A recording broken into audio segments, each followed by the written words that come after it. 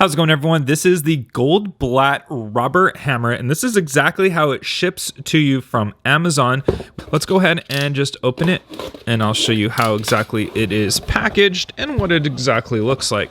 So it's just in the box, just right here, pretty straightforward. And we do have it just in this plastic. We'll go ahead and remove the plastic right here. And first thing you notice is very, very nice grip, very easy to hold on to.